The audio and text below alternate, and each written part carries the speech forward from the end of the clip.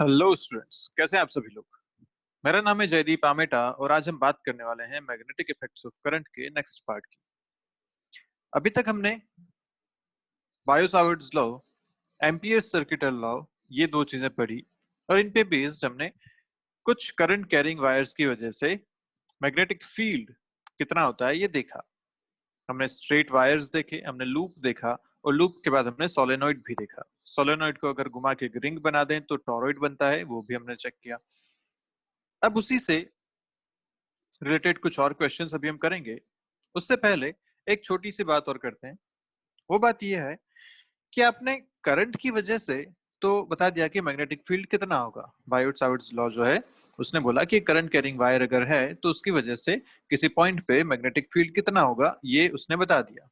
लेकिन सोचो अगर करंट कैरिंग वायर ना होके एक चार्ज पार्टिकल मूव कर रहा होता तो क्या वो भी मैग्नेटिक फील्ड प्रोड्यूस करता? यस, बिल्कुल करता है, क्योंकि करंट बेसिकली है क्या? Current is motion of the charge. तो अगर एक सिंगल चार्ज पार्टिकल किसी स्पेस में या किसी रीजन में मूव कर रहा है तो क्या उसकी वजह से भी मैग्नेटिक फील्ड प्रोड्यूस होगा? बिल्कुल होगा। और वही बात हम करने वाले हैं यहाँ पे। हम लिखेंगे मैग्नेटिक फील्ड ड्यू टू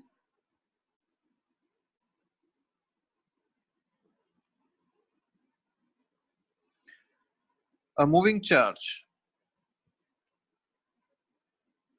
ठीक है, तो बना देते हैं जल्दी से। एक चार्ज Q है, वो मूव कर रहा है विद वेलोसिटी v, ऐसा।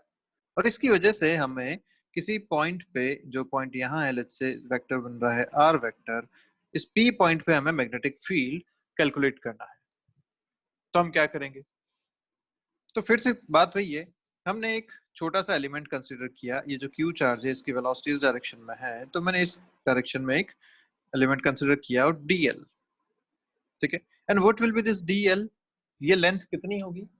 तो अगर मैं एक छोटा सा टाइम कंसिडर करता हूँ जिस टाइम में ये चार्ज उठ के यहाँ से यहाँ तक पहुंच जाएगा, तो मैं डीएल को लिख सकता हूँ v इंटू डी टी, क्योंकि इसकी वेलोसिटी हमें पता है। अगर छोटे से टाइम में इसका डिस्प्लेसमेंट देखा जाए तो ये होगा v dt के बराबर।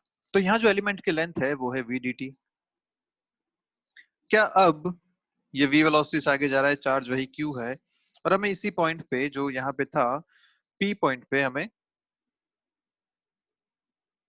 निकालना है मैग्नेटिक फील्ड। और हम कह सकते हैं कि ये डीएल इतना छोटा है कि इसकी वजह से जो एंगल पहले बन रहा था ये थीटा, या फिर अब जो एंगल बन रहा है ये थीटा, वो सेम रहने वाला है, उससे एंगल पे कोई फर्क नहीं पड़ेगा। तो बायट सावर्ट लॉ क्या कहता है? वो कहता था कि अगर मैग्नेटिक फील्ड लिखा जाएगा तो लिखा जाएगा mu naught I by 4 pi DL cross r by r cube. ये था बायट सावर्ट लॉ। पक्की बात। अब इसमें सोचो, आई, व्हाट इज आई? करंट। अगर मुझे करंट लिखना है तो क्या मुझे लिखना चाहिए current is rate of flow of charge? और यहाँ पे चार्ज फ्लो कर रहा है, उसकी रेट भी हमें पता है। तो हम यहाँ लिखेंगे करंट की जगह पे क्यू बाई डी टी, क्योंकि हम डी टी टाइम का वो डीएल कंसिडर किया है, हमने जो लेंथ कंसिडर की है एलिमेंट की, वो डी टी टाइम के करस्पॉन्डिंग कंसिडर की है। तो उस डी टी टाइम में करंट कितना फ्लो हुआ होगा, उस सेक्शन से क्यू चार्ज पास हुआ इन डी टी टाइम, तो this will be r I for this formula. DL हम ऑलरेडी लिख चुके हैं, which is V D T. बाकी सारी चीजें सेम है, आर वही है। तो जल्दी से इसको अगर लिखें तो क्या लिखा जाएगा? B equal to mu naught by 4 pi, I की जगह आपने लिखा Q by D T, D L की जगह लिखा V D T cross r by r cube.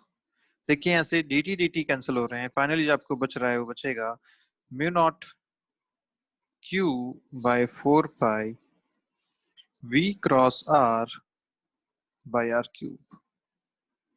Clear है बात?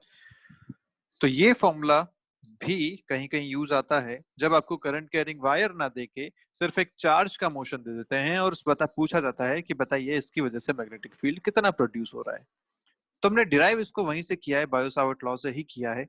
बस आपको ध्यान के रखना है, यहाँ पे आई की जगह आप क्यू बाई डी टी रखेंगे और डीएल की जगह वी डी टी रखेंगे। बस उस फॉर्मूला में, इस लॉ में आप ये रखते हैं तो आपको ये नया फॉर्मूला मिल जाएगा। क्लियर है बात? चलिए आगे बढ़ते हैं, कुछ क्वेश्चंस देखते हैं जो अभी तक अपन ने किए हैं उसी पे बेस्ड। फर्स्ट क्वेश्चन आपसे कह रहा है कुछ ऐसा कि आपको दो इनफाइनाइट वायर्स दे रखे हैं, उनको इस तरीके से अरेंज कर रखा है। एक वायर है ऐसा, इस इनफाइनाइट वायर को आपने बेंड कर दिया 90 पे, ये ऐसा वायर एक है। और दूसरा वायर है कुछ ऐसा, ये ऊपर से इधर आ रहा है और इसको इस तरीके से बेंड किया हुआ है। ठीक है, दोनों ही इनफाइनाइट वायर है। एक में करंट चल रही है इस तरफ 10 एम्पियर्स की, और एक में करंट चल रहा है ऊपर की तरफ ऐसा। ये करंट भी आपको दे रखी है 10 एम्पियर्स की। आपसे पूछा कि ये इसी लाइन में मिलते हैं, ये पॉइंट है ओ, इस पॉइंट ओ पे पूछा गया कि बताइए मैग्नेटिक फील्ड कितना होगा। और ये डिस्टेंस आपको दे रखी है 0.2 metre, and same is this, ये भी आपको दे रखी है 0.2 मीटर्स। क्लियर है? तो क्या करना चाहिए, बहुत आसान सा सवाल है। कैसे निकालेंगे इस पॉइंट पे आप मैग्नेटिक फील्ड? अच्छा चलो डायरेक्शन भी पूछ ली, ये आपको दे रखा है एक्स एक्सिस और ये आपको दे रखा है वाई एक्सिस। आपको वेक्टर फॉर्म में आंसर देना है अपना। तो चलिए करते हैं। यहाँ पे 4 सेगमेंट्स हैं और 4 सेमी इनफाइनाइट वायर्स हैं। 4 कौन कौन से हो गए? तो देखिए, एक ये वाला वायर जो इस डायरेक्शन में है, ये ऐसा सेमी इनफाइनाइट है, पॉइंट यहाँ पे है। दूसरा ये वाला सेमी इनफाइनाइट वायर जो ऊपर से आ रहे हैं, उसके लिए पॉइंट यहाँ पे है। तीसरा ये वाला सेमी इनफाइनाइट वायर जो इधर है, और चौथा ये वाला सेमी इनफाइनाइट वायर जो यहाँ पे है। ऐसे 4 सेगमेंट्स की वजह से आपको नेट मैग्नेटिक फील्ड लिखना है। तो 1 2 3 4। अब अपने को पता है कि 1 और 3 इनकी वजह से मैग्नेटिक फील्ड 0 होने वाला है। क्यों ऐसा? हमने पढ़ा था कि जब कोई स्ट्रेट करंट कैरिंग वायर के सामने ही पॉइंट का आपको मैग्नेटिक फील्ड निकालना होता है, तो उस पॉइंट पे फील्ड होता है 0। तो हम लिख सकते हैं B1 equal to 0 and B3 is also equal to 0। तो जो बचा B2 और B4 बचा है, इन दोनों में करंट इस तरीके से फ्लो हो रहा है, ये भी आपको गिवन है। सेमी इनफाइनाइट वायर के लिए फॉर्मूला क्या लिखा जाता है? याद करो, लिखा जाता था mu naught I by 4 pi D. तो जल्दी से करते हैं। डी आपको पता है, दिस इज परपेंडिकुलर डिस्टेंस। आई आपको दे रखा है, बस अपने को यहाँ पे डायरेक्शन देखना है दोनों की वजह से। डायरेक्शन कैसे देखते थे? तो अगर सेकंड वायर की वजह से देखूं जिसमें करंट नीचे की तरफ फ्लो हो रहा है, तो करंट की डायरेक्शन में थंब रखूंगा, फिंगर्स को स्ट्रेच करूंगा टुवर्ड्स द पॉइंट जहां पे मुझे फील्ड निकालना है। ये पाम की डायरेक्शन टुवर्ड्स द स्क्रीन है। जब टुवर्ड्स द स्क्रीन है मतलब अंदर की तरफ फील्ड जा रहा है। तो मैं यहाँ से लिखूंगा B2 इज इनसाइड।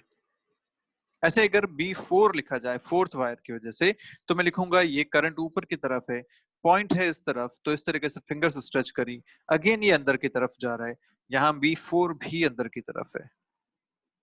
और देखिए करंट दोनों में सेम है, परपेंडिकुलर डिस्टेंस भी दोनों की सेम है, तो मैं B नेट लिख सकता हूँ 2 times mu naught I, I is 10 by 4 pi D, D आपको दे रखा है 0.2। और डायरेक्शन क्या आई? अंदर की तरफ, अंदर की तरफ इज माइनस के कैप एक्स वाई, और अंदर की तरफ इज माइनस जेड, तो माइनस जेड मतलब माइनस के कैप। ये आपका फाइनल आंसर यहाँ से आ जाएगा। क्लियर है बात? कर सकते हैं ना इसे? चलिए, म्यू नॉट की वैल्यू क्या थी याद है? म्यू नॉट की वैल्यू होती है 4 पाई इंटू 10⁻⁻⁷। तो आप इसे यहाँ पे रिप्लेस कर देंगे, 4 पाई कैंसिल हो जाएगा, फाइनल आंसर आपके सामने आ जाएगा। ठीक है, चलिए नेक्स्ट क्वेश्चन आपको दिया कुछ ऐसा, मैं पॉज करके एक बार डायग्राम बना देता हूँ। चलिए क्वेश्चन कुछ ऐसा, एक वायर है जिसे इस तरीके से बेंड कर रखा है, यहाँ से आया, ऐसे चला, फिर इधर आया, फिर ऐसे चला, फिर इधर आया, फिर ऐसे चला, फिर यहाँ के फाइनली खत्म हो गया। ऐसा एक वायर है जिसमें करंट की डायरेक्शन आपको बता रखी है, यहाँ से चल के ऐसे लगातार फ्लो हो रही है। ये जितने भी लेंथ हैं सारी बराबर दे रखी है, this is r, this is r, और बीच वाला जो सेपरेशन है ये भी आर के बराबर है। इस वायर के लिए आपसे पूछा गया कि बताइए इस ओ पॉइंट पे कितना मैग्नेटिक फील्ड ये वायर प्रोड्यूस कर रहा है। ठीक है, अब अगर ध्यान से देखें तो इस वायर को अलग अलग सेगमेंट्स में बांटना पड़ेगा। तो एक सेगमेंट हो गया ये, स्ट्रेट सेगमेंट्स पहले देख लेते हैं। तो एक सेगमेंट हो गया ये, एक हो गया यहाँ वाला, एक हो गया ये वाला, और एक हो गया ये वाला। ऐसे 4 स्ट्रेट सेगमेंट्स इसमें बन रहे हैं। और ध्यान से देखो तो ये चारों सेगमेंट इस पॉइंट ओ से पास होते हुए हैं, मतलब इन चारों ही स्ट्रेट सेगमेंट्स की वजह से मैग्नेटिक फील्ड ओ पे 0 होने वाला है। तो अपने पास स्ट्रेट सेगमेंट्स की वजह से कुछ नहीं आ रहा। अब बचे कर्व वाले, तो एक आया ये, एक है ये, और एक है ये। ऐसे 3 ये आर्क हैं, इन तीनों की वजह से मैग्नेटिक फील्ड यहाँ पे लिखा जाएगा। तीनों का एंगल तो सेम है, तीनों थीटा पे है। पर तीनों के रेडियस अलग अलग है। फर्स्ट वाले की रेडियस r है, तो सेकंड वाले की रेडियस 2r है, और थर्ड वाले की रेडियस 3r है। ठीक है। और आर्क की वजह से हमने मैग्नेटिक फील्ड लिखना सीखा है कि अगर एक आर्क है जिसका एंगल थीटा है, उसमें अगर करंट आई जाता है तो हम लिखते हैं magnetic field at the centre is given by mu naught I by 2r theta by 2 pi. Remember this, mu naught I by 2r एक कंप्लीट सर्कल की वजह से होता था, कंप्लीट लूप की वजह से होता था, और उसका जो सेगमेंट हमें यहाँ यूज करना है वो हम इस तरीके से कर सकते थे। क्लियर है। और डायरेक्शन देखने का तरीका, करंट की डायरेक्शन में अपने राइट हैंड के फिंगर्स को कर्ल करेंगे, जो थंब की डायरेक्शन है वो मैग्नेटिक फील्ड की डायरेक्शन देगी। तो यहाँ पे अपन सेगमेंट का नाम दे देते हैं, this is first segment, this is second segment, this is third segment. Clear है। तो अगर मैं B1 लिखना चाहता हूँ तो मैं क्या लिखूंगा, म्यू नॉट आई, करंट तो सब में सेम है, बाय 2, इसकी रेडियस कितनी है 3r, भाई फर्स्ट सेगमेंट की रेडियस कितनी है सेंटर से 3r, इंटू थीटा बाय 2 पाई। और इसकी डायरेक्शन क्या है, क्लॉकवाइज करंट है, क्लॉकवाइज करंट के लिए थंब जा रहा है अंदर की तरफ, तो मैं इसे लिखूंगा इनसाइड। ऐसे B2 अगर लिखता हूं तो क्या लिखूंगा, mu naught I bye 2, r की जगह इसकी रेडियस है 2r, थीटा बाय 2 पाई। और इसमें देखिए करंट काउंटर क्लॉकवाइज है, जब काउंटर क्लॉकवाइज है तो इस तरीके से घुमाएंगे, थंब आ रहा है बाहर की तरफ, मतलब ये उल्टी डायरेक्शन में है। और ऐसे B3 जब लिखा जाएगा तो लिखा जाएगा mu naught I by 2r, इसकी रेडियस r है, थीटा बाय 2 पाई, और फिर से क्लॉकवाइज करंट है, इसकी डायरेक्शन आएगी अंदर की तरफ। तो आप जब B नेट यहाँ लिखेंगे तो लिख सकते हैं B1 minus B2 plus B3, है ना, सब मैग्नीट्यूड में लिखे हैं मैंने। -B2 क्योंकि वो अपोजिट डायरेक्शन में है, ऑलरेडी माइनस लगा चुका हूँ, सीधा सीधा मैग्नीट्यूड हमें सब्स्टिट्यूट यहाँ करने पड़ेंगे, और नेट जो डायरेक्शन इसकी लिखेंगे वो अंदर की तरफ लिखेंगे, क्योंकि अपन ने B1 और B3 को पॉजिटिव लिया है, मतलब अंदर की डायरेक्शन को अपन ने पॉजिटिव माना है। तो जो नेट रिजल्ट आएगा वो आएगा अंदर की तरफ विद दिस। क्लियर है बात। चलिए आगे बढ़ते हैं, देखते हैं और क्या क्या क्वेश्चन इसमें बन सकते हैं। एक क्वेश्चन आपसे ऐसा बनता है,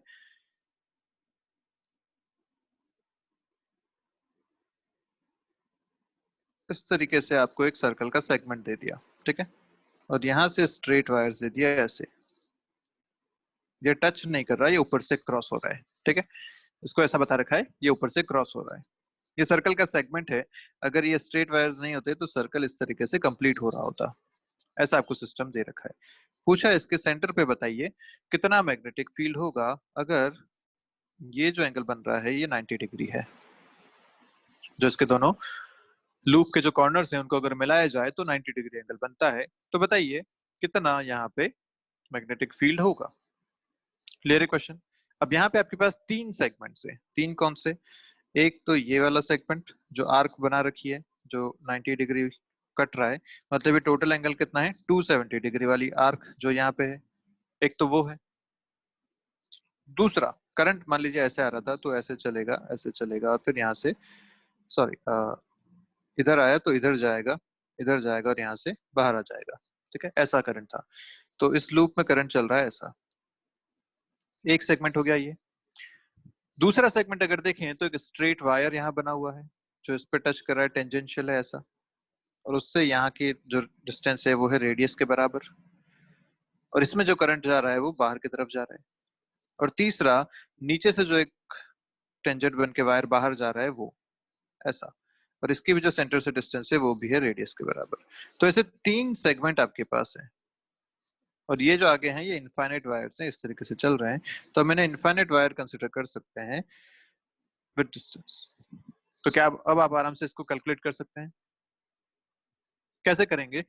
तो जो फर्स्ट सेगमेंट का देखें उसमें हम लिखेंगे mu naught I by 2r 270 degree by 360 degree, ठीक है। या आप इसको अगर रेडियंस में लिखना चाहते हैं तो लिखेंगे 3 पाई/2 डिवाइडेड बाय 2 पाई, एक ही बात है, अपने को रेशियो से मतलब है, ठीक है। ये आपका आ गया B1, और इसकी अगर डायरेक्शन देखी जाए तो देखिए करंट जो चल रहा है वो चल रहा है काउंटर क्लॉकवाइज, है ना, counter clockwise sorry clockwise current चल रहा है। जब क्लॉकवाइज करंट चल रहा है तो अंदर की तरफ डायरेक्शन है, इसकी वजह से जो फील्ड आएगा वो आएगा अंदर। अगर B2 देखा जाए तो क्या आएगा, सेमी इनफाइनाइट वायर का फॉर्मूला है अपने पास mu naught I by 4 pi D, D is perpendicular distance, यहाँ पे r है वो, ये आ गया ये करंट की अगर इसमें फील्ड की डायरेक्शन देखी जाए तो कैसी आएगी? फील्ड की डायरेक्शन आ रही है, करंट नीचे की तरफ फ्लो हो रहा है, ठीक है, इस डायरेक्शन में। इस डायरेक्शन में आपको अपना थंब एक्सटेंड करना है, इस डायरेक्शन में आपको अपने फिंगर्स एक्सटेंड करनी है राइट हैंड की। तो थंब इधर एक्सटेंड किया, फिंगर्स इधर एक्सटेंड करी, तो ये आ रहे हैं अंदर की तरफ अगेन। तो इसकी वजह से जो भी फील्ड आएगा वो भी आएगा अंदर। और इसे अगर B3 लिखा जाए तो वो भी लिखा जाएगा mu naught I by 4 pi R. और इसकी वजह से अगर डायरेक्शन देखी जाए तो आप अपने थंब को इस तरफ एक्सटेंड करेंगे जिधर करंट है, अपने फिंगर्स को इधर एक्सटेंड करेंगे, तो ये आपका बनता है फिर से अंदर की तरफ ऐसा। तो तीनों की वजह से जो फील्ड आ रहा है वो अंदर की तरफ आ रहा है, मतलब नेट फील्ड जो यहाँ पे आएगा वो तीनों ऐड हो जाएंगे, B1 plus B2 plus B3 अंदर की तरफ। क्लियर है बात? इस तरीके से आप इस क्वेश्चन को सॉल्व कर सकते हैं। एक मैं आपके लिए देता हूँ क्वेश्चन, आप इसे खुद से ट्राई करेंगे। इस बार जो आपको अरेंजमेंट दिया है वो ऐसा है, आर कैसी है, ये वायर यहाँ पे इस पे आ रहा है और ये वायर यहाँ से इस पे जा रहा है, ठीक है। करंट आया ऐसा इधर और इधर। अगर ये सर्कल होता तो ऐसा पूरा सर्कल होता है नहीं। और ये जो एंगल बन रहा है बीच में, दिस एंगल, इसको पूरा नहीं बनाते, हाफ बनाते हैं ऐसा, ये जो एंगल बन रहा है this angle is 90 degree. Clear है बात? तो जो आर्क का एंगल है वो 90 डिग्री है, दो वायर्स इस तरीके से आ रहे हैं। करंट ऐसा है, आपको पूछा गया बताइए सेंटर पे जो इसमें मैग्नेटिक फील्ड है वो कितना प्रोड्यूस होगा, ठीक है। ये आपके लिए क्वेश्चन है, आप इसे ट्राई करेंगे। आई करंट ले लीजिए, इसमें रेडियस आर है, ठीक है। चलिए नेक्स्ट आपसे पूछा गया कि ऐसे तीन वायर्स आपको दे रखे हैं, 1 2 और 3। इसमें करंट चल रहा है ऊपर की तरफ आई, इसमें करंट ऊपर की तरफ चल रहा है आई, और इसमें करंट नीचे की तरफ है आई, ठीक है। यहाँ पे आपको तीन लूप बनाए गए। फर्स्ट लूप बनाया गया ऐसा, इन दो वायर्स को मिलाता हुआ। सेकंड लूप बनाया गया ऐसा, इन तीनों को बनाता हुआ। थर्ड लूप सिर्फ इस पे है, और फोर्थ लूप इन दोनों पे है। ऐसे चार लूप हैं, ए बी सी और डी। क्लियर है बात? आपसे पूछा गया कि अरेंज द लूप्स, क्या है, arrange the loops according to the magnitude of integral b dot dl, integral b dot dl along each in descending order, ठीक है। इसका मैग्नीट्यूड आपसे पूछा गया in descending order.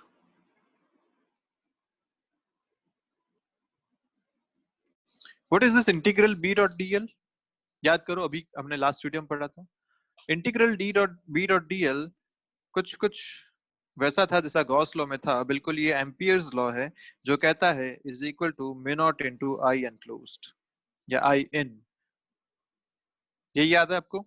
Integral b dot dl equal to mu naught into I in.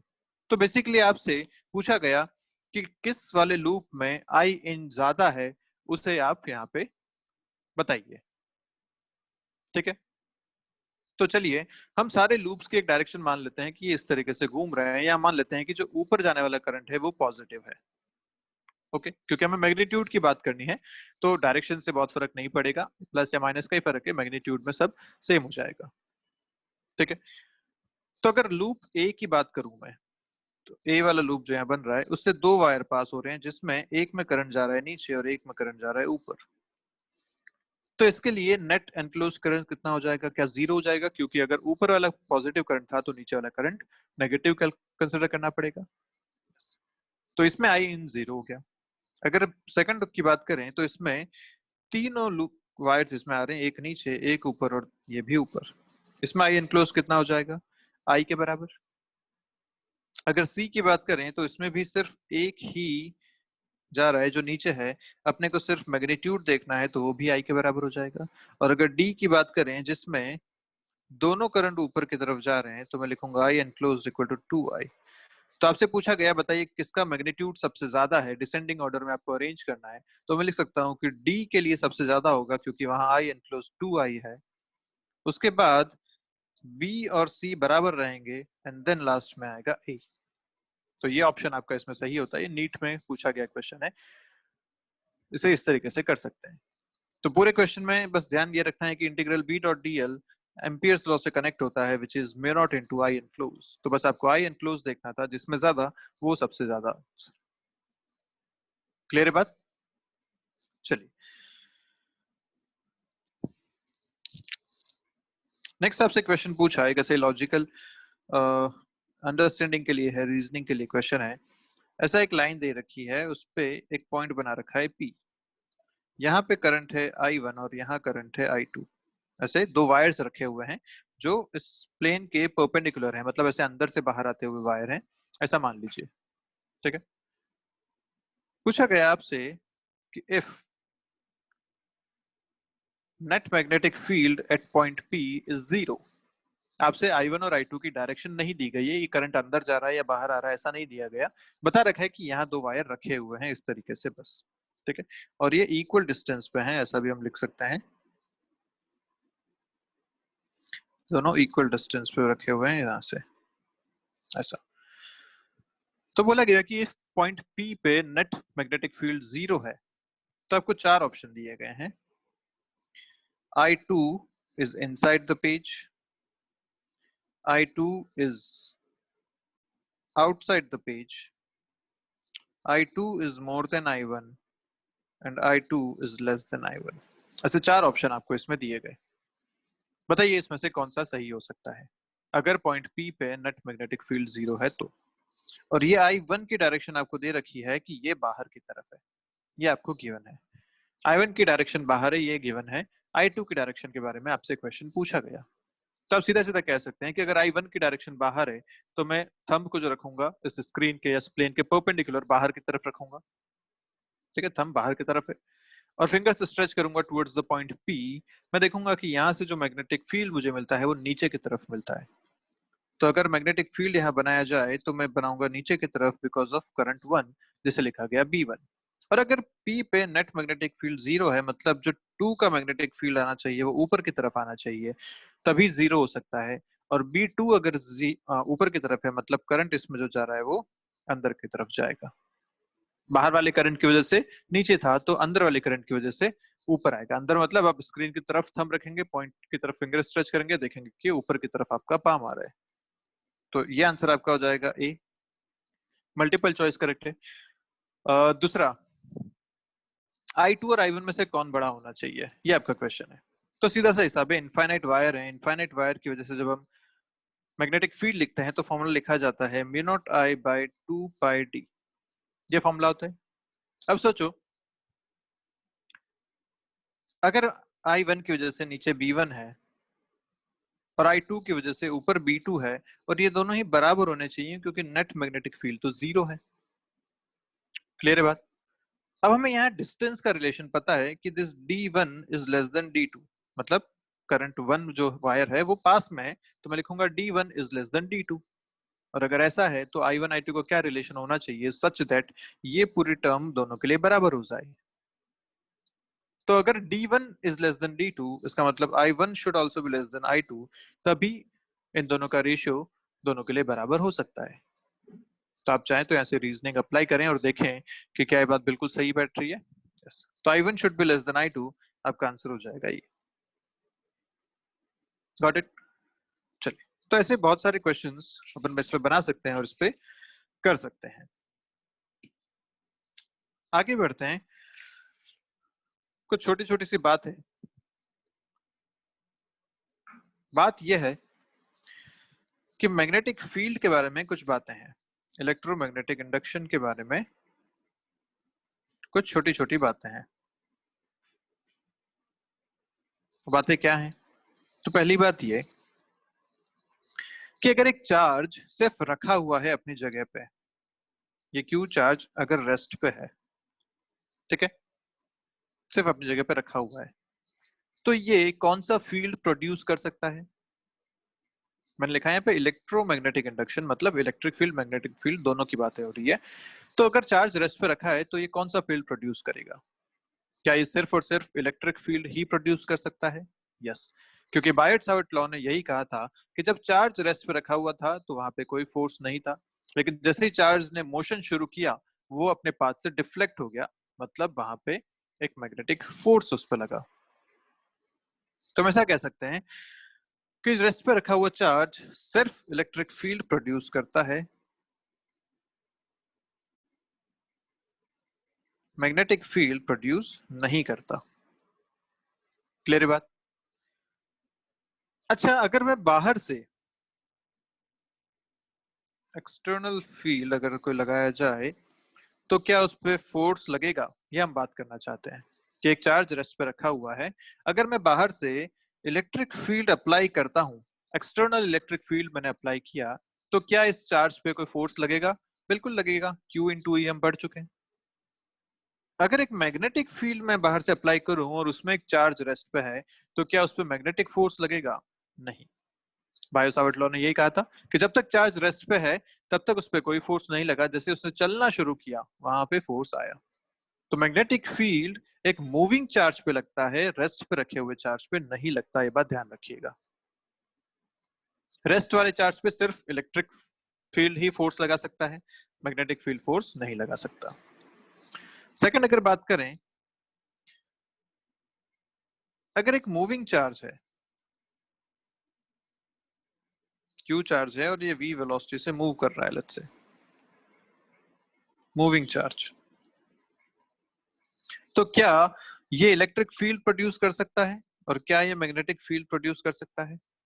तो charge है तो electric field तो हमेशा ही प्रोड्यूस करेगा, बिल्कुल करेगा। और अगर एक मूविंग चार्ज है तो यस, अभी हमने देखा था कि एक मूविंग चार्ज मैग्नेटिक फील्ड भी प्रोड्यूस करता है, तो यस, अभी हमने जब वीडियो शुरू किया था तो हमने वही तो फॉर्मूला डिराइव किया था कि एक मूविंग चार्ज अगर v वेलोसिटी से चल रहा है तो कितना मैग्नेटिक फील्ड प्रोड्यूस करेगा, ये हमने यहाँ देख लिया। अच्छा, इस पे देखते हैं कि अगर एक्सटर्नल फील्ड आप लगाते हैं, लेट्स से इलेक्ट्रिक फील्ड आपने लगाया एक्सटर्नली, तो क्या इस पे फोर्स लगेगा? बिल्कुल लगेगा। चार्ज है, इलेक्ट्रिक फील्ड पे तो हमेशा फोर्स लगेगा। और क्या मैग्नेटिक फील्ड इस पे फोर्स लगा पाएगा? बिल्कुल लगा पाएगा, क्योंकि इस बार ये मोशन में है। तो जब चार्ज मोशन में होता है तो मैग्नेटिक फील्ड फोर्स लगा पाता है, अदरवाइज नहीं लगा पाएगा। ठीक है, अब ये फोर्स कितना लगाता है ये हम अभी अगले अपना जो इसमें आने वाला है सब टॉपिक, उसमें बात करेंगे। अच्छा, तीसरा इसमें जो पॉइंट अगर देखें कि अगर एक करंट कैरिंग वायर यहाँ रखा हुआ है, ठीक है, ये क्या क्या प्रोड्यूस करेगा? तो क्या एक current carrying wire electric field produce करता है? नहीं। क्यों? क्योंकि current carrying wire electrically neutral होता है, उसके अंदर जितने प्रोटॉन्स हैं उतने ही इलेक्ट्रॉन्स भी हैं, उस पर कोई नेट चार्ज नहीं है। जब तक नेट चार्ज नहीं होगा इलेक्ट्रिक फील्ड प्रोड्यूस नहीं होगा। तो बात ध्यान रखिए कि एक wire, current carrying wire electric field produce नहीं करता। और क्या एक current carrying wire magnetic field produce करता है? बिल्कुल करता है, ये तो पूरा चैप्टर हम पढ़ रहे हैं। तो मैग्नेटिक फील्ड तो ये प्रोड्यूस करता है। अच्छा, क्या बाहर से अगर एक इलेक्ट्रिक फील्ड में लगाऊं तो इस पे फोर्स लगेगा? नहीं लगेगा भाई, क्योंकि जितने इसमें इलेक्ट्रॉन्स हैं उतना ही प्रोटॉन्स हैं, जितना फोर्स उस डायरेक्शन में लगेगा उतना फोर्स अपोजिट डायरेक्शन में लग जाएगा। तो नेट फोर्स जीरो होगा, मतलब एक करंट कैरिंग वायर पे क्योंकि वो न्यूट्रल होता है, कोई इलेक्ट्रिक फोर्स इस पे एक्ट नहीं करता। ऐसे अगर मैग्नेटिक फील्ड लगाया जाए तो क्या इस पे फोर्स एक्ट करेगा? बिल्कुल करेगा। तो ये एक इंटरेस्टिंग बात है कि करंट कैरिंग वायर पे मैग्नेटिक फील्ड अगर लगाया जाए तो फोर्स लगेगा, लेकिन इलेक्ट्रिक फील्ड अगर एक्सटर्नल लगाया जाए तो फोर्स नहीं लगेगा। अब ये फोर्स कितने हैं ये दोनों हम बात अभी यहाँ पे करेंगे। हमारे दोनों सेक्शन यही रहेंगे कि अगर एक मूविंग चार्ज है उसको अगर एक आपने मैग्नेटिक फील्ड में रख दिया तो उस पर कितना फोर्स लगेगा। और अगला सेक्शन हम बात करेंगे कि अगर एक करंट कैरिंग वायर है और उसे आपने एक मैग्नेटिक फील्ड में रख दिया तो कितना फोर्स उस वायर पे लगेगा। ये दो सेक्शन हम नेक्स्ट पढ़ने वाले हैं। तो चलिए शुरू करते हैं। जो हमारा नेक्स्ट सेक्शन है वो है force on a moving charge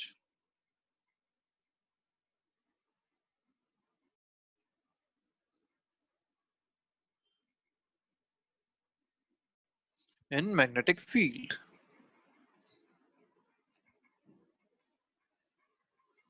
clear बात?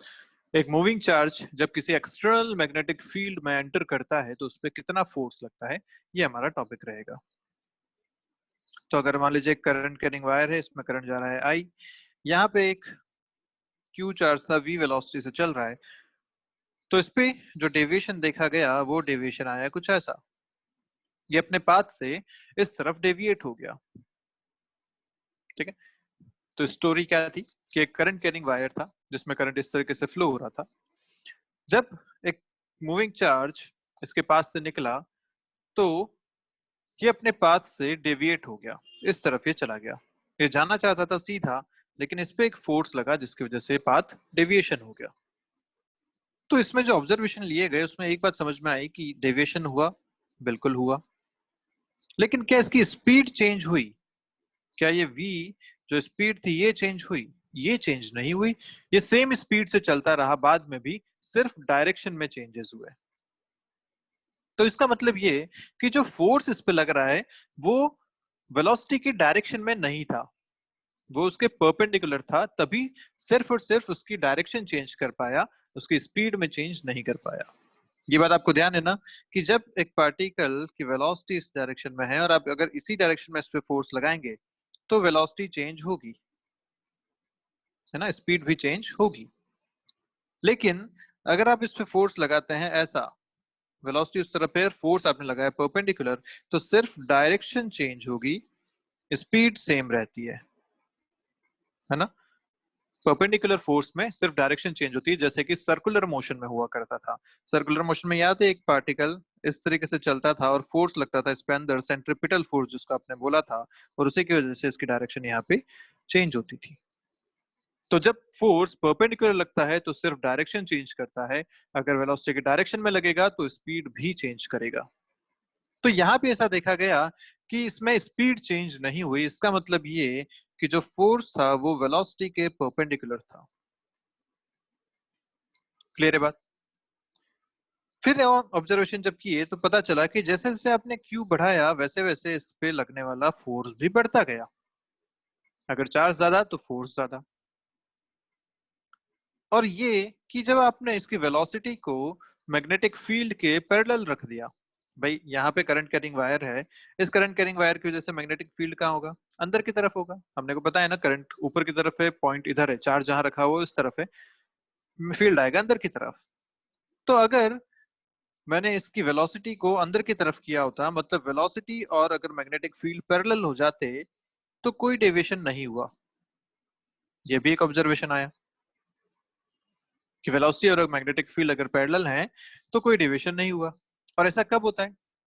जब क्रॉस प्रोडक्ट अगर किया जाए फॉर्मूला में, हम बेसिकली फॉर्मूला निकालने की कोशिश कर रहे हैं, तो अगर फॉर्मूला में क्रॉस प्रोडक्ट किया जाए तो वो क्रॉस प्रोडक्ट दो पैरेलल वेक्टर्स का जीरो होता है। मतलब फॉर्मूला में कहीं ना कहीं v क्रॉस b आना चाहिए, तभी ये क्रॉस प्रोडक्ट जीरो होगा। ठीक है। और डेविएशन देखो अब अगर आप, तो आप यहाँ खुद देख पा रहे हैं इस डायग्राम में v है ऊपर की तरफ, b है अंदर की तरफ। अगर v क्रॉस b देखें तो कैसा आ रहा है? इसका जो डेविएशन होगा वो इस तरीके से होगा, ऐसा। अगर v क्रॉस b देखें तो कैसा आ रहा है? देखिए, v ऊपर की तरफ, b अंदर की तरफ, v ऊपर b अंदर। हम क्या करते हैं, v से b की तरफ फिंगर्स को कर्ल करते हैं, प्रोडक्ट रूल याद है? इस तरीके से जो थंब की डायरेक्शन है वो क्रॉस प्रोडक्ट देता है, विच इज दिस। तो जो फोर्स लगा वो इस डायरेक्शन में लगा, इस डायरेक्शन में लगा, तो उसका डेविएशन भी इस डायरेक्शन में हुआ, टुवर्ड्स द वायर। तो यहां से मैं बात समझ में आई कि जो फॉर्मूला एक्चुअली बन रहा है वो बन रहा है force is equal to Q times V cross B। Observation से ही ये फॉर्मूला डिराइव किया गया, इसका कोई प्रूफ नहीं है। ये भी डिफरेंट डिफरेंट ऑब्जर्वेशंस लिए गए और उनको फॉर्मूला में फिट करके फाइनली ये फॉर्मूला डिराइव किया गया। तो यहां से हमें पता चला कि एक मूविंग चार्ज, अगर एक चार्ज है Q जो मूव कर रहा है with velocity V in a magnetic field B, तो उस चार्ज पे जो फोर्स लगता है वो लगता है QV क्रॉस B। क्लियर है बात? श्योर? चलिए, अब इसमें कुछ केसेस हमें पढ़ने हैं, वो केसेस का ध्यान रखेंगे। ये फॉर्मूला बहुत इंपॉर्टेंट है, इसे टिप्स पे रखना चाहिए। F equal to Q V cross B. यहाँ F, V और B सब वेक्टर हैं, V क्रॉस B मतलब क्रॉस प्रोडक्ट भी हमें देखना है, और फोर्स। चलिए, तो अगर अपने को पता है कि force is perpendicular to velocity, यहाँ पे आप देख पा रहे हैं force is always perpendicular to velocity. क्या क्यों कह रहा हूं ऐसा? क्रॉस प्रोडक्ट याद करो, ए क्रॉस बी अगर होता था इक्वल टू सी, तो हम बोलते थे कि C is perpendicular to both A and B. Cross product से जो रिजल्ट आता है वो उन दोनों वेक्टर्स के परपेंडिकुलर आता है, ये बात हम जानते हैं। तो यहाँ क्रॉस प्रोडक्ट हुआ v और b का, इसका मतलब फोर्स जो है वो v के भी परपेंडिकुलर है और जो फोर्स है वो b के भी परपेंडिकुलर है। क्लियर है बात? अब अगर ऐसा है तो जिस डायरेक्शन में वेलोसिटी होती है उसी डायरेक्शन में डिस्प्लेसमेंट भी होता है ना? तो मैं ये भी कह सकता हूँ ना कि force is also perpendicular to displacement. मैं इसको ds लिखता हूँ या s लिख दीजिए, जो भी आपको लिखना है। Force is also perpendicular to displacement. और अगर ऐसा है तो क्या लिखा जाएगा? Work done by force is equal to integral f dot ds। और जब परपेंडिकुलर है तो डॉट प्रोडक्ट होता है जीरो, cos 90 इज जीरो, मतलब वर्क डन कितना आया? जीरो। तो ये एक बहुत इंपॉर्टेंट बात है कि work done by magnetic force is always zero.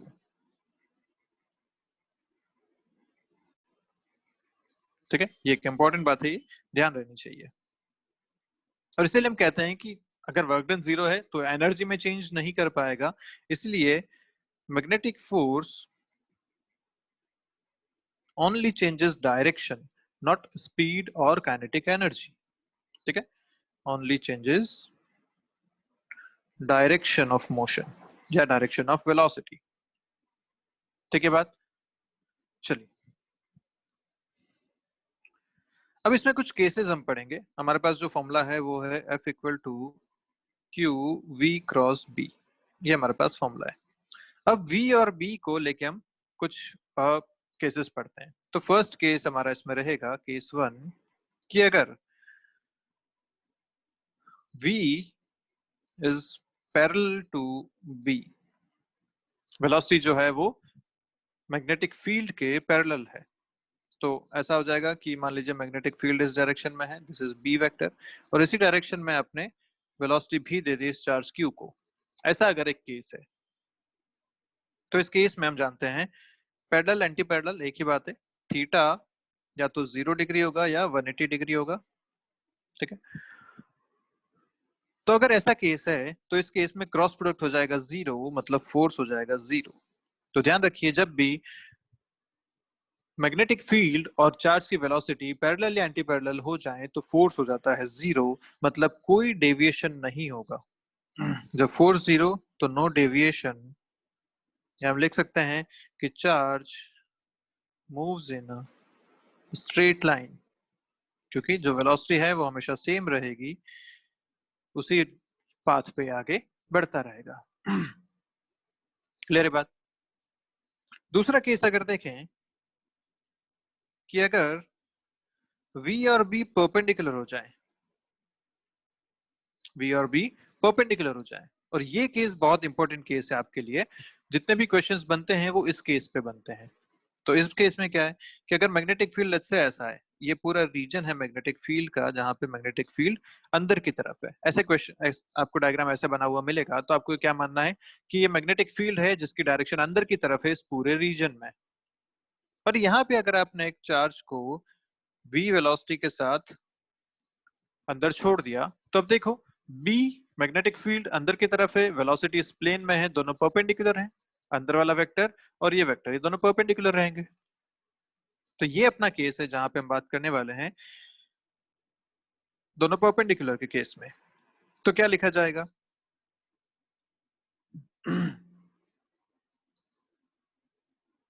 इस पे जो फोर्स आएगा वो आपके पास आएगा क्यू वी बी।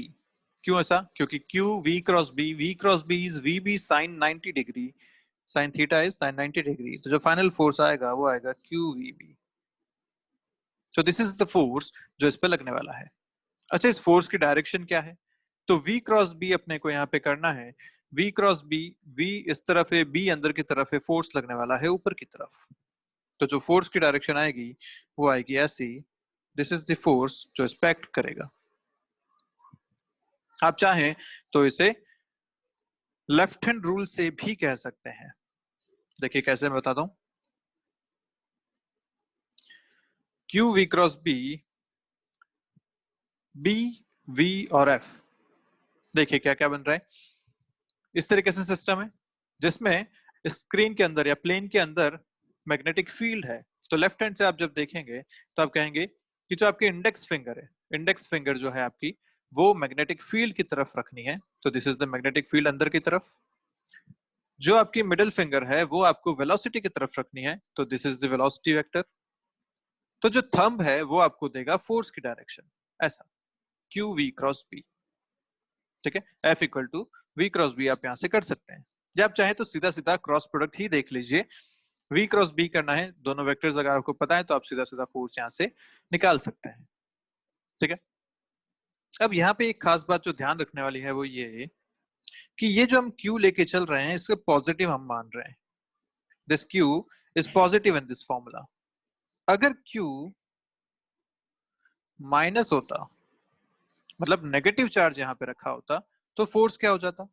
तब फोर्स होता नीचे की तरफ।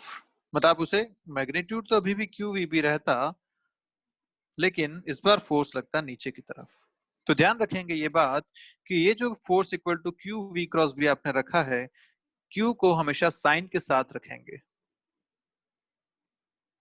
क्यू को जैसे आप साइन के साथ रखेंगे तो अगर पॉजिटिव है तो वी क्रॉस बी की डायरेक्शन में ही आ जाएगा, और अगर नेगेटिव है तो minus of V cross B की डायरेक्शन, मतलब अपोजिट डायरेक्शन में आ जाएगा। तो ध्यान रखेंगे, अगर पॉजिटिव चार्ज पे फोर्स ऊपर की तरफ लग रहा है तो नेगेटिव चार्ज पे फोर्स नीचे की तरफ लगेगा।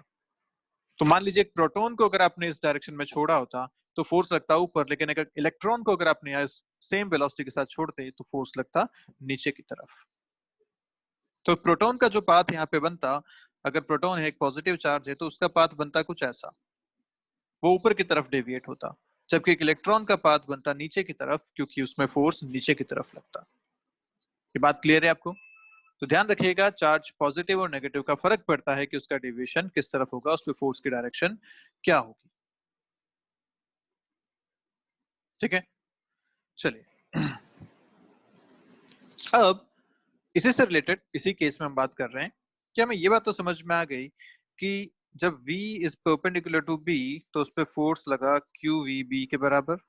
और हम ये बात भी जानते हैं कि जो फोर्स होता है वो परपेंडिकुलर होता है वेलोसिटी के, क्योंकि क्रॉस प्रोडक्ट हो रहा था। अब जब ऐसा है तो force is perpendicular to velocity, और फोर्स जो है वो भी एक कांस्टेंट है, क्योंकि क्यू कांस्टेंट, वेलोसिटी यानी स्पीड तो चेंज होती नहीं है, मैग्नेटिक फील्ड भी एक कांस्टेंट है। तो जो एक कांस्टेंट फोर्स वेलोसिटी के परपेंडिकुलर लगता है तो पाथ कैसा बनता है? क्या उसका पाथ बनता है सर्कुलर, सेंट्रीपिटल फोर्स की तरह काम करेगा? वेलोसिटी अगर इस तरफ है और फोर्स अगर इस तरफ लग रहा है तो ये पाथ कैसा बनेगा? एक सर्कुलर पाथ बनेगा इस तरीके से। और ये यहाँ पे बहुत खास बात है कि जब भी velocity is perpendicular to magnetic field तो जो चार्ज पार्टिकल है वो एक सर्कुलर पाथ को ट्रेस करने की कोशिश करेगा, और उस पाथ के लिए हम आगे की बातें अब यहाँ पे करने वाले हैं कि उस पाथ की रेडियस कितनी होगी, उस पाथ का ओमेगा कितना होगा, ये सारी बातें हम यहाँ पे करेंगे। तो चलिए देखते हैं कैसे निकालें रेडियस। तो हमें पता है कि जो ये फोर्स अंदर की तरफ लग रहा है, this F is same as centripetal force. यही तो फोर्स है जो इस चार्ज पार्टिकल को सर्कुलर मोशन करवा रहा है। तो हम लिख सकते हैं this force is same as centripetal force, यानी Q V B is equal to M V square by R. और यहां से अगर आप आर फाइंड करें तो एक v से एक v कैंसिल हो गया, R will be M V by Q B. This is again another important formula जो आपको याद होना चाहिए, टिप्स पे होना चाहिए। This radius of this circular motion is equal to M V by Q B. ठीक है, सर्कुलर मोशन कब हो रहा है फिर से बताता हूं, जब velocity is perpendicular to magnetic field. ऐसा है तो जो फोर्स लगता है वो कांस्टेंट है क्यू वी बी, वो लग रहा है वेलोसिटी के परपेंडिकुलर। जब ऐसा होता है तो एक सर्कुलर पाथ बनता है, और उस सर्कुलर पाथ की रेडियस आप इस तरीके से कैलकुलेट कर सकते हैं, R equal to M V by Q B से।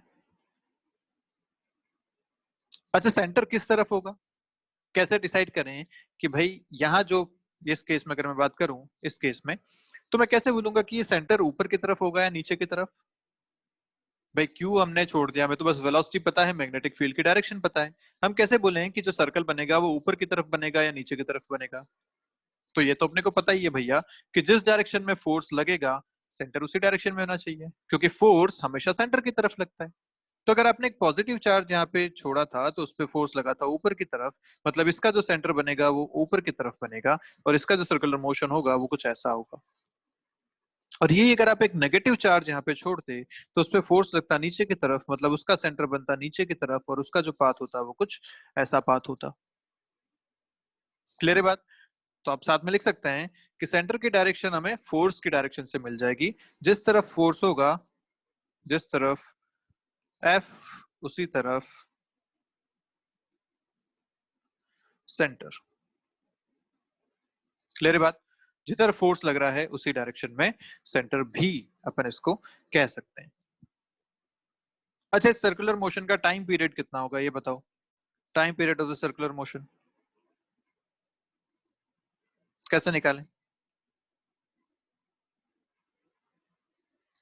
अपने को रेडियस पता चल गई है। अगर वो सर्कल बन रहा है ऐसा, तो अपने को ये भी पता है कि वो लगातार एक कांस्टेंट स्पीड से चल रहा है। इसका v जो है वो एक कांस्टेंट है। और ये अगर रेडियस मुझे पता है r, तो क्या मैं इसका टोटल पाथ बता सकता हूँ 2 पाई r, और स्पीड अपने को पता है, तो मैं बोल सकता हूँ कि time period will be 2 pi r/v। This will be the time period जो उसका एक सर्कल कंप्लीट करने में इसको लगने वाला है। तो 2 pi into mv/qb divided by v, यहाँ से आपको टाइम पीरियड मिलता है 2 पाई m/qb। This is another relation. Clear है बात? अच्छा, ओमेगा आपसे पूछा, बताइए इसकी एंगुलर स्पीड कितनी है? तो एंगुलर स्पीड कैसे निकालेंगे? एंगुलर स्पीड अपने को पता होता है v/r, दिस इज ओमेगा। यहाँ से ओमेगा आपको मिल जाएगा v/mv/qb, which is qb/m, this is omega. पक्की बात? तो इस तरीके से आप सारी चीजें यहाँ से कैलकुलेट कर सकते हैं। चाहे आपको टाइम पीरियड पूछ ले, चाहे आपको एंगुलर वेलोसिटी पूछ लें, चाहे आपसे फ्रीक्वेंसी पूछ लें। फ्रीक्वेंसी क्या होती है? Frequency is f equal to 1/t। Time आप अभी कैलकुलेट कर चुके हैं, फ्रीक्वेंसी हो जाएगी q/2πm। एंगुलर स्पीड, जिसको एंगुलर फ्रीक्वेंसी भी कहते हैं, एंगुलर स्पीड को एंगुलर फ्रीक्वेंसी भी कहते हैं, वो पूछा गया तो आप ऑलरेडी कैलकुलेट कर चुके हैं qb/m। और यहाँ पे ध्यान दो कि जो एंगुलर स्पीड आपको मिली है, this is independent of v, independent of velocity. तो मतलब अगर एक मैग्नेटिक फील्ड में आप q चार्ज को, जिसका मास m है, उसे perpendicular to the magnetic field project करते हैं, तो उसका ओमेगा हमेशा सेम रहने वाला है। इट डज नॉट डिपेंड कि आपने उसको कितनी वेलोसिटी से प्रोजेक्ट किया है। तो ये बात यहाँ पे इंपॉर्टेंट है कि उसका टाइम पीरियड भी देखो वेलोसिटी पे डिपेंड नहीं करता, उसका ओमेगा भी वेलोसिटी पे डिपेंड नहीं करता, ना ही उसकी फ्रीक्वेंसी डिपेंड करती है। सिर्फ और सिर्फ डिपेंड करती है उसकी रेडियस, उसकी वेलोसिटी पे। तो बात ध्यान रखेंगे कि अगर एक ही चार्ज को, जिसका मास m है, चार्ज q है, और आप उसको परपेंडिकुलर प्रोजेक्ट करते हैं मैग्नेटिक फील्ड के, तो स्पीड चेंज करने पे उसकी रेडियस चेंज होगी, लेकिन उसका टाइम पीरियड चेंज नहीं होगा, उसका ओमेगा चेंज नहीं होगा, ना ही उसकी फ्रीक्वेंसी चेंज होगी। ठीक है? तो ये सारी बातें हम इससे कंक्लूड कर सकते हैं। चलिए, तो एक क्वेश्चन करते हैं इस पे जल्दी से। तो चलिए, क्वेश्चन आपसे पूछा गया कि एक रीजन में मैग्नेटिक फील्ड आपको दे रखा है b0 i कैप के बराबर, आपने एक चार्ज को वेलोसिटी दी v0 j कैप के बराबर, और बोला गया कि वो जो चार्ज पार्टिकल है स्टार्ट्स फ्रॉम ओरिजिन। ठीक है, कोऑर्डिनेट एक्सिस के ओरिजिन से स्टार्ट हो रहा है। क्वेश्चन पूछा गया आपसे, find coordinate of the particle of the charged particle as a function of time। ये आपका क्वेश्चन है कि टाइम के हिसाब से उसके कोऑर्डिनेट्स बताइए। क्लियर है? तो अपन क्या करते हैं, पहले चलिए एक कोऑर्डिनेट एक्सिस बना लेते हैं, एक्स और वाई एक्सिस। इसमें आपको बोला गया कि जो मैग्नेटिक फील्ड है वो अलोंग आई कैप है। आई कैप मतलब एक्स एक्सिस की तरफ है। तो जनरली अपन जब क्वेश्चंस करते हैं ना, तो मैग्नेटिक फील्ड अंदर की तरफ या बाहर की तरफ बनाना आसान रहता है, क्योंकि मोशन हम उसमें अपने प्लेन में विजुअलाइज कर पाएंगे ऐसा करके। अगर आपने मैग्नेटिक फील्ड अपने प्लेन में बना दिया तो फिर motion perpendicular to the plane हो जाएगा, जिसको ड्रॉ करना मुश्किल हो जाएगा। तो हम क्या करते हैं, यहाँ भी जो मैग्नेटिक फील्ड है उसे अंदर की तरफ बनाते हैं, मतलब एक्स एक्सिस अंदर की तरफ है तो ये हो जाएगा आपका जेड एक्सिस। एक्स एक्सिस किधर है, अंदर की तरफ, दिस इज एक्स एक्सिस। तो जो मैग्नेटिक फील्ड है वो भी पूरा अंदर की तरफ है, तो मैग्नेटिक फील्ड आपने बना दिया ऐसा।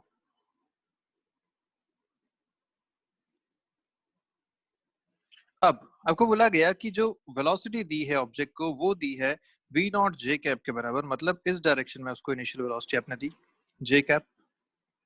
ठीक है, अब आप बताइए इसका मोशन कैसा होगा। मैग्नेटिक फील्ड अंदर की तरफ, वेलोसिटी वाई एक्सिस की तरफ, दोनों परपेंडिकुलर हैं। जब परपेंडिकुलर होता है v और b तो मोशन होता है सर्कुलर मोशन। और सेंटर किस तरफ होगा, तो जिधर फोर्स उस तरफ सेंटर। फोर्स किधर, याद करिए फॉर्मूला क्या था, क्यू वी क्रॉस बी। तो v ऊपर की तरफ, b अंदर की तरफ, जो क्रॉस प्रोडक्ट से रिलेशन आता है वो आता है माइनस जेड की तरफ। तो हम लिखेंगे ऐसा एक इसका सर्कल बनेगा, यहाँ पे सेंटर होगा जिसका यहाँ पे, क्योंकि इस पे फोर्स जो लग रहा है वो इस डायरेक्शन में लग रहा है। क्लियर है बात। अब इससे पूछा गया coordinate is a function of time. तो भाई ये पार्टिकल जो ओरिजिन से चलना शुरू हुआ था वो किसी टाइम बाद यहाँ पे पहुंच जाएगा चलते चलते, सर्कुलर मोशन कर रहा है। तो अगर मैं बोलूं कि ये जो एंगल है ये थीटा है, और लेट्स से यहाँ पे टाइम 0 था और किसी टाइम टी पे यहाँ पे है, तो मैं लिख सकता हूँ कि this theta is nothing but omega T.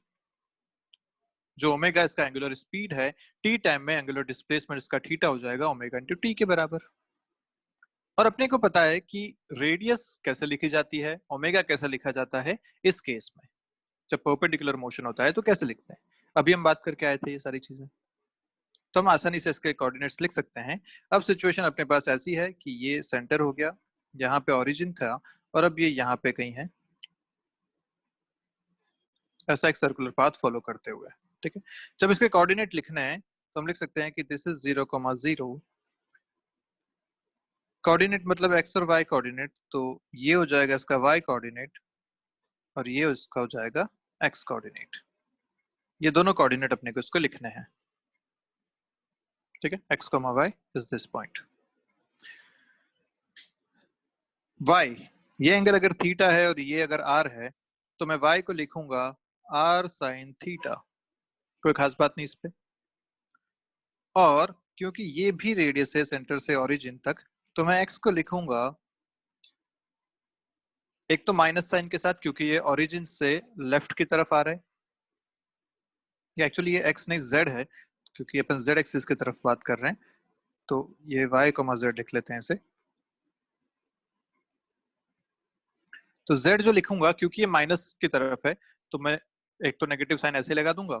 दूसरा, ये जो डिस्टेंस है यहाँ से यहाँ तक की, ये डिस्टेंस है आपकी r cos थीटा, तो this will B r minus r cos theta is z। Clear है बात। ये है r cos थीटा, तो जो बचा हुआ z है वो हो जाएगा r minus r cos theta, और एक नेगेटिव साइन क्योंकि ये माइनस z डायरेक्शन में है, इसका डिस्प्लेसमेंट इस वजह से। तो ये दोनों आपके आ गए फाइनल। यहाँ पे अपने को पता है theta is omega T and omega is M V by, क्या ओमेगा आपने जो कैलकुलेट किया था वो आया था Q B by M, Q B by M. और रेडियस जो आपने लिखी थी वो लिखी थी M V by Q B. Clear है, ये सारी चीजें आप यहाँ सब्स्टिट्यूट कर देंगे तो आपको फाइनल आंसर वाई और जेड के कोऑर्डिनेट्स में मिल जाएगा। क्लियर है, कर सकते हैं ऐसा क्वेश्चन। चलिए एक क्वेश्चन और आपसे पूछा गया कि बताइए अगर एक पार्टिकल इस तरीके से प्रोजेक्ट किया जाता है let's say upon x Y axis बना देते हैं पहले। ये एक बाउंड्री है और इसके राइट साइड में पूरा मैग्नेटिक फील्ड है, ऐसा बताया गया है। ठीक है, यहां से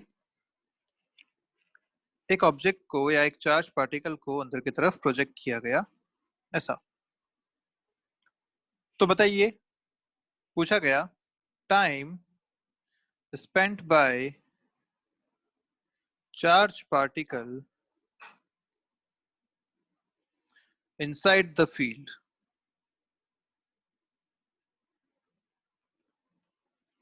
कितना टाइम तक ये इस फील्ड में रहा, इस रीजन में रहा जहां मैग्नेटिक फील्ड है, ये आपसे पूछा गया।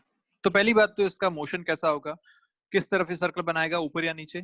तो Q V cross B, V है इस तरफ, बी है अंदर की तरफ, फोर्स लग रहा है ऊपर की तरफ। तो फोर्स अगर ऊपर है तो सेंटर बनेगा इसका ऊपर की तरफ यहाँ पे, और इसका जो मोशन होगा वो मोशन होगा कुछ ऐसा। ठीक है, और क्योंकि ये सेमी सर्कल बनाएगा, सेंटर की लाइन तक ही फील्ड है, तो सेमी सर्कल बनेगा।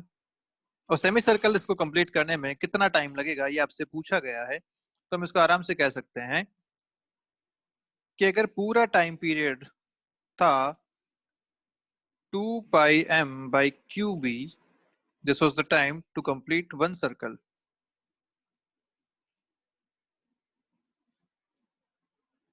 तो हाफ सर्कल कंप्लीट करने में जो टाइम लगेगा इसको, वो लगेगा t/2, which is πm/qb। Clear बात, क्योंकि हमेशा कांस्टेंट स्पीड से चल रहा है इसलिए हम सीधा सीधा इसको उसी रेशियो में डिवाइड कर सकते हैं, कोई खास बात नहीं है। क्लियर बात, आसान क्वेश्चन था। अगर यही क्वेश्चन आपसे ऐसा पूछा गया होता, लेट्स से कि भाई आपका रीजन है, इधर मैग्नेटिक फील्ड है, और इस बार जो प्रोजेक्शन किया गया वो प्रोजेक्शन है कुछ ऐसा, यहां से 30 डिग्री पे आपने इसको प्रोजेक्ट किया इस तरीके से वी से। अभी भी देखिए, ये 30 डिग्री एंगल किस किस का है, ये इस बाउंड्री से आपको एंगल बता रखा है। मैग्नेटिक फील्ड अभी भी अंदर है, वेलोसिटी अभी भी इस प्लेन में है, वो दोनों अभी भी परपेंडिकुलर हैं। v is still perpendicular to b, उनके बीच का एंगल नहीं है ये बात ध्यान रखना। v और b अभी भी परपेंडिकुलर हैं, मतलब मोशन अभी भी सर्कुलर मोशन ही होने वाला है। पर इस बार जो सेंटर बनेगा वो कैसा बनेगा, ये बात देखने वाली है। तो फोर्स किधर आएगा, फोर्स पहली बात तो v और b दोनों के परपेंडिकुलर होता है, और v क्रॉस b से देखते हैं, v इस बार ऐसा इंक्लाइंड है, b अंदर की तरफ है, फोर्स आ रहा है इस डायरेक्शन में। तो जो फोर्स आएगा वो आएगा ऐसा कुछ, क्योंकि v के भी परपेंडिकुलर होना चाहिए फोर्स। तो इस बार जो सेंटर बनेगा वो सेंटर बनेगा यहाँ पे, दिस इज द सेंटर। और अगर ऐसा सेंटर है तो हम सर्कल बना सकते हैं, जो इसका मोशन होगा वो मोशन कुछ ऐसा होगा, इस टाइप का मोशन होगा। पर एक बार ये फील्ड से बाहर आ गया फिर तो ये ऐसे चला जाएगा, क्योंकि उसके बाद इस पे कोई फोर्स नहीं लग रहा। फील्ड से बाहर आने के बाद इस पे कोई फोर्स नहीं है, मतलब इसका मोशन होगा ऐसा। ये जो मोशन हमने आगे वाला बनाया है ये मोशन यहाँ पे नहीं रहेगा। क्लियर है बात, क्यों, क्योंकि ये मोशन सर्कुलर कब हो सकता है, जब फोर्स लगता रहे। एक बार ये फील्ड से बाहर चला गया तब तो इस पे कोई फोर्स नहीं लगेगा। जब फोर्स नहीं लग रहा तो वहां से निकलने के बाद जो उसकी वेलोसिटी की डायरेक्शन है उसी डायरेक्शन में वो आगे निकल जाएगा। अब सेंटर आपका यहाँ पे है, इस बार आपसे पूछा गया कि बताइए कितना टाइम इसने इस फील्ड में बिताया। तो इस बार हमें क्या करना पड़ेगा, जैसे हमने लास्ट टाइम किया था कि इसने हाफ सर्कल बनाया, तो हमने बोल दिया कि ये जो एंगल था वो 180 डिग्री एंगल था, मतलब 180/360 इक्वल टू हाफ, ये रेशो अपना पहले बन रहा था। तो जितना एंगल आर्क का ये अंदर कवर करता है, अगर मुझे वो मिल जाए तो मैं आराम से इसका टाइम भी बता सकता हूँ। तो ये एंगल अपने को देखना पड़ेगा इस बार यहां से कि ये एंगल कितना बन रहा है। अब एंगल कैसे देखें, तो ये एंगल अगर 30 है तो ये यहाँ पे 60 है, ये अगेन 30 हो जाएगा, ये 30 है तो ये भी 30 हो जाएगा, बचा हुआ एंगल हो जाएगा यहाँ पे 120 डिग्रीज। क्लियर है बात, एंगल आपको इस तरीके से चेक करना है। अब अपने को समझ में आ गया कि इसका जो आर्क है वो 120 डिग्री का है, मतलब जो इसमें टाइम लगने वाला है वो किस प्रोपोर्शन में लगेगा, 120/360, मतलब 1/3 ऑफ द सर्कल ये अंदर कंप्लीट कर रहा है। जब 1/3 ऑफ द सर्कल इसने कंप्लीट किया है तो हम ऐसा कह सकते हैं कि जो टाइम इसको लगेगा वो लगेगा t/3, which is 2πm/360। 3QB। Clear है बात? तो आपको ये एंगल इस आर्क का निकालना है हमेशा सेंटर से, जो ये अंदर बिता रहा है। एक बार एंगल अगर मिल गया तो अपन आराम से इस क्वेश्चन को कर पाएंगे। ठीक है, चलिए एक और क्वेश्चन आपके सामने। क्वेश्चन इस बार आपसे पूछा गया कि वही एक इलेक्ट्रिक फील्ड है, सॉरी मैग्नेटिक फील्ड है, नॉट इलेक्ट्रिक, मैग्नेटिक फील्ड है। इस बार जो प्रोजेक्शन किया गया वो प्रोजेक्शन है कुछ ऐसा, क्यू यहाँ पे है और प्रोजेक्शन है ऐसा। और सॉरी मैग्नेटिक फील्ड जो इस बार है वो बाहर की तरफ है, इस पूरे में मैग्नेटिक फील्ड बाहर की तरफ है ऐसा। This is direction of B. और प्रोजेक्शन है इस बार ऐसा, और ये एंगल आपको दे रखा है 45 डिग्री पे विद वेलोसिटी v। इस बार आपसे पूछा गया कि बताइए कितना टाइम इस फील्ड में बिता रहा है। तो फिर से वही अपने को करना पड़ेगा कि देखना पड़ेगा कितना एंगल इसका अंदर बन रहा है आर्क पे। तो पहली बात तो अपने उसका सेंटर देखना पड़ेगा, सेंटर किधर है, और सेंटर देखने के लिए देखना पड़ेगा फोर्स की direction, v cross b। v इस डायरेक्शन में और b इस बार बाहर है, तो अपने को v क्रॉस b करना पड़ेगा, फोर्स आएगा इस डायरेक्शन में। तो मैं बता सकता हूँ कि फोर्स आ रहा है कुछ ऐसा। This is the force which is perpendicular to v velocity and also perpendicular to magnetic field। इस डायरेक्शन में आ रहा है फोर्स, मतलब सेंटर भी आपका बनेगा यहाँ कहीं। तो इस बार इसका जो मोशन बनेगा वो कुछ बनेगा ऐसा, फिर यहाँ से बाहर जाएगा ऐसा। ये इसका मोशन रहेगा। क्लियर है? अब अपने को जो एंगल देखना है वो एंगल देखना है ये वाला, जो सेंटर पे इसने कितनी आर्क अंदर की तरफ बनाई वो अपने को देखना है। तो this is the angle we want. आराम से निकाल सकते हैं, वो 45 तो ये भी 45, ये भी 45। अगर ये दोनों 45 है तो ये 90 डिग्री बनता है, और ये जो बचा हो जाएगा 270 डिग्रीज। तो जो एंगल आपका बना वो बना 270 डिग्रीज, मतलब जो सर्कल का पोर्शन अंदर है वो आएगा 270 बाय 360 विच इज 3/4। तो 3/4 ऑफ द सर्कल इसने अंदर की तरफ कंप्लीट किया है। हम टाइम आराम से बता सकते हैं, हो जाएगा 3/4 ऑफ द टाइम पीरियड। लिख सकते हैं 2πm/qb। आंसर आएगा finally 3πm/2qb। This will be the time जो इसने अंदर अपना बिताया है। क्लियर है बात? सारे क्वेश्चन कर सकते हैं आप इस तरीके से आराम से। ओके, नेक्स्ट क्वेश्चन जो आपको बोला गया, क्वेश्चन है कुछ ऐसा कि इस बार आपको दोनों तरफ बाउंड्री ऐसे फिक्स कर दी कि इस बाउंड्री के अंदर ही मैग्नेटिक फील्ड है, इससे बाहर मैग्नेटिक फील्ड नहीं है। ठीक है, और मैग्नेटिक फील्ड बी नॉट दे रखा है, सब जगह कांस्टेंट है। इस बार एक पार्टिकल को इस तरीके से आपने प्रोजेक्ट किया, यहाँ से v नॉट वेलोसिटी से, q और m इसका चार्ज और मास है। पूछा गया कि जब ये इस फील्ड से बाहर निकलेगा, क्या, चलिए पहला तो आपसे ये पूछा गया कि अगर इसकी थिकनेस, इस रीजन की थिकनेस t है, ठीक है, थिकनेस इज t, तो आपसे बोला गया कि व्हाट शुड बी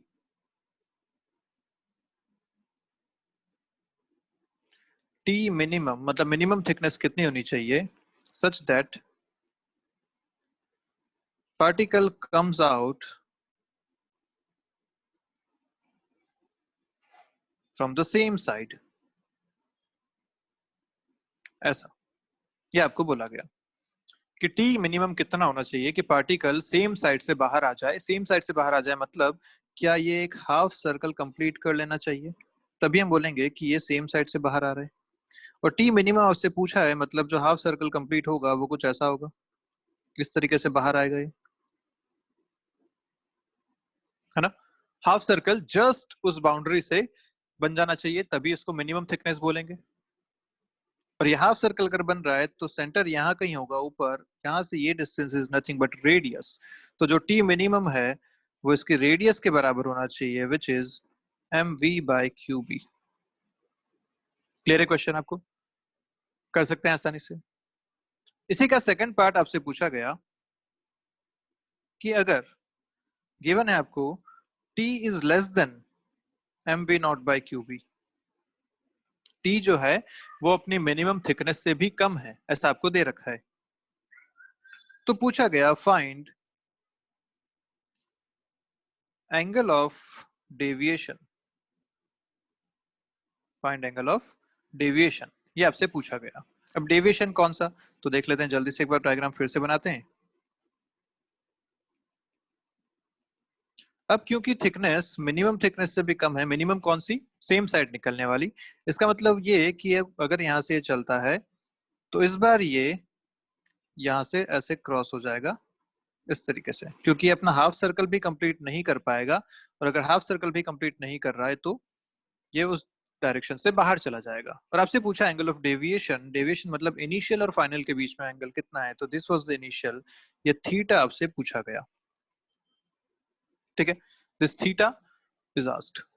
तो ये क्वेश्चन कैसे करें बताइए जल्दी से। तो यहाँ अपने को थोड़ा ज्योमेट्री देखना पड़ेगा। अपने को पता है इसका जो सेंटर बनेगा वो यहाँ का ही बनेगा, दिस इज द सेंटर, और सेंटर से ये जो डिस्टेंस है ये है रेडियस के बराबर, ये बात भी हमें पता है, this is the radius, and also this is the radius, क्योंकि ये सर्कल का ही पार्ट है। अगर ये तो हमें पता है, तो अब आपको पूछा गया थीटा कैलकुलेट करिए।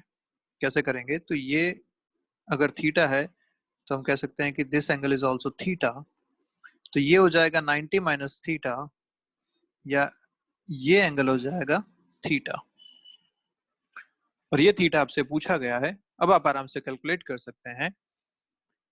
थीटा विल बी, ये थिकनेस अगर टी है तो ये थिकनेस भी टी होगी।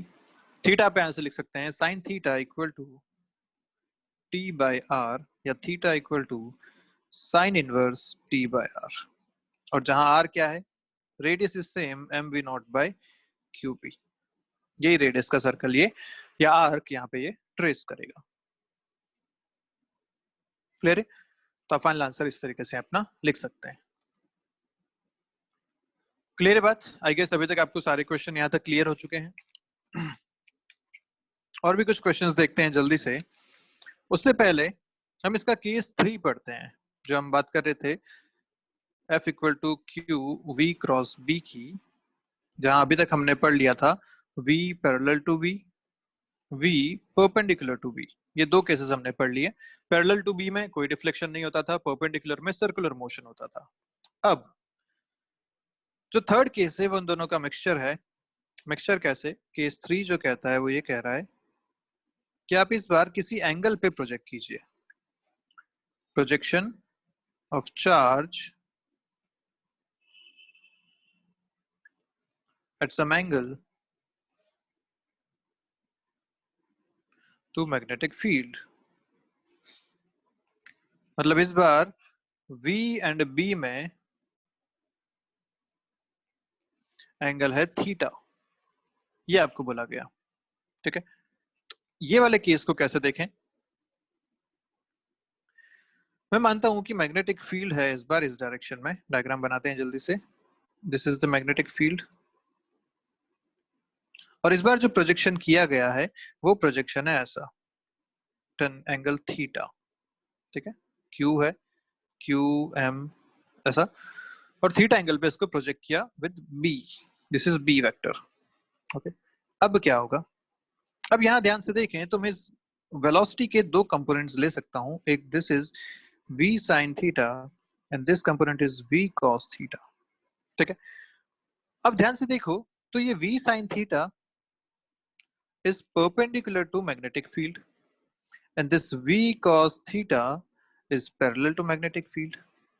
अगर मैं इस वेलोसिटी को इन दो कंपोनेंट्स में बांट देता हूं तो क्या मेरे पास वही केसेस आ गए जो अभी तक हम पढ़ते हुए आ रहे थे, एक बार वेलोसिटी परपेंडिकुलर है और एक बार वेलोसिटी पैरेलल है। तो बहुत आसानी से आप इसको सॉल्व कर सकते हैं। पर इस बार जो पाथ बनेगा वो कैसा बनेगा, इसके बारे में बात करते हैं। तो सोचो जो परपेंडिकुलर कंपोनेंट है वो तो सर्कुलर मोशन करवाना चाहेगा।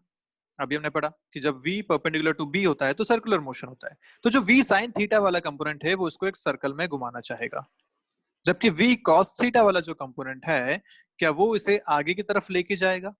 यस, क्योंकि उस पे कोई डेविएशन नहीं होता, जब पैरेलल होता है तो कोई डेविएशन नहीं होता, वो स्ट्रेट लाइन में चलता रहेगा। मतलब v cos थीटा वाला कंपोनेंट इस पार्टिकल को आगे लेके जाएगा एक स्ट्रेट लाइन में, जबकि v sin थीटा वाला कंपोनेंट इसको एक सर्कल में घुमाना चाहेगा इस प्लेन में, तो ओवरऑल पाथ क्या बना? एक सर्कल जो आगे बढ़ता जा रहा है, मतलब एक स्पाइरल पाथ बनेगा। तो पाथ इसका होगा कुछ ऐसा कि यहां से चला और इस तरीके से एक स्पाइरल पाथ बनाता हुआ ये आगे बढ़ेगा, क्योंकि v sin थीटा एक सर्कल में घुमाना चाह रहा है, v cos थीटा आगे लेके जाना चाह रहा है। दोनों जब साइमल्टेनियसली हो रहे हैं तो पाथ बनेगा कुछ ऐसा, एक सर्कल जो आगे बढ़ता जा रहा है उसी को कहते हैं हम स्पाइरल पाथ या हेलिकल पाथ। क्लियर है? तो इसमें जो पाथ होगा वो हेलिकल पाथ ट्रेस होगा, पाथ बनेगा कुछ ऐसा।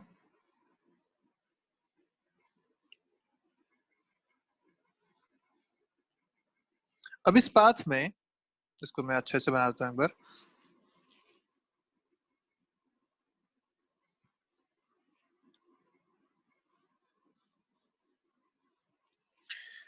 अब यहाँ पे हमें जो काम की चीजें हैं उस बारे में बात करते हैं। तो सबसे पहली बात, इस हेलिकल पाथ की रेडियस कितनी होगी? आर कितना होगा इस हेलिकल पाथ का? तो रेडियस आती है सर्कुलर मोशन की वजह से, और रेडियस हमने पढ़ा था होती है M V by Q B. लेकिन यहाँ वी ना होके लिया जाएगा वी साइन थीटा, क्योंकि यही तो वो कंपोनेंट है जो परपेंडिकुलर है। तो ध्यान रखिएगा, रेडियस जब आप लिखते हैं तो M V perpendicular by Q B ये लिखा जाता है। This is the radius, velocity का perpendicular component, perpendicular to magnetic field. ठीक है, this is the radius of the helical path. Time period अगर पूछा गया तो टाइम पीरियड क्या होता था?